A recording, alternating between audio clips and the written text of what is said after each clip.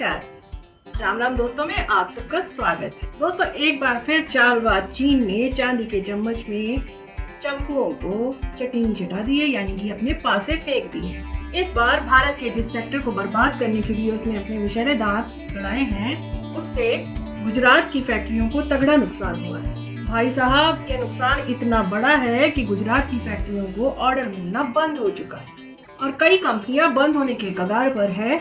Times of India ने अपनी एक रिपोर्ट में इसका खुलासा किया है और जिससे कि बहुत डराने वाले आंकड़े नजर आए। तो भैया जी कान खोल के सुन लीजिए, चीन के इन मंसूबों को हवा देने वाला कौन है?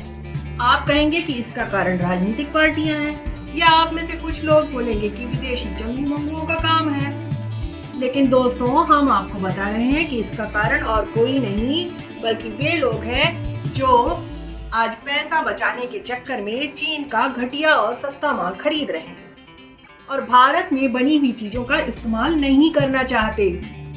जी हाँ, ऐसे ही राष्ट्र विरोधी मानसिकता के कारण अपने ही देश में मैन्युफैक्चरर दम तोड़ने लगे हैं और यही लोग उपदेश देते फिरते हैं कि उस देश की इकोनॉमी देखो, इस देश की इकोनॉमी देखो, वगैरह वगैरह।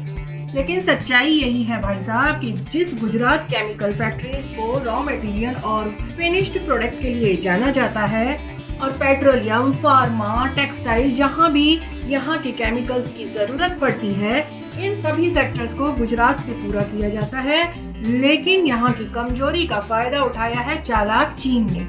चीनियों की छोटी छोटी आंखों ने यहाँ का कमजोर हिस्सा देखकर फायदा उठाने की सोच ली है और भले ही उनकी आंखें छोटी हों, लेकिन उनकी शातिर आंखों के इशारे से इस सेक्टर को बर्बाद करने की पूरी चाल चल चुका है चीन।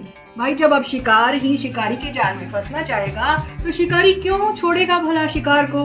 तो चालाक चीन रॉ मटेरियल और फिनिश्ड प्रोडक्ट को एक ही दाम पर बेचने लगा है और इधर चीन के माल पर लार टपकाने वाले लप्पुओं ने चीन के इस घटिया माल को डंप करना शुरू कर दिया है गुजरात में। तो नतीजा ये हुआ कि भारत की सारी इंडस्ट्री अपना प्रॉफिट मार्जिन बढ़ाने के लिए गुजरात में डंप हुए इन केमिकल्स का इस्तेमाल करने लगे। जनाब, जो सेक्टर 2020 से 21 के बीच में केमिकल्स को लेकर $3 बिलियन के ट्रेड में था, मतलब यह है कि जितना केमिकल हम इंपोर्ट कर रहे थे उससे 3 बिलियन ज्यादा हम एक्सपोर्ट कर रहे थे और अब यह ट्रेड सरप्लस ट्रेड डेफिसिट में बदल चुका है, वह भी 17 बिलियन से ज्यादा। मतलब ये है कि भारत जितना केमिकल एक्सपोर्ट कर रहा था उससे 17 बिलियन ज्यादा इंपोर्ट करने लगा है। भैया जी, इन लप्पुओं की बदौलत 2022 के डाटा के अनुसार ग्लोबल मार्केट में चीन ने $300 बिलियन का केमिकल एक्सपोर्ट किया था, वहीं भारत ने केवल 60 मिलियन का एक्सपोर्ट किया।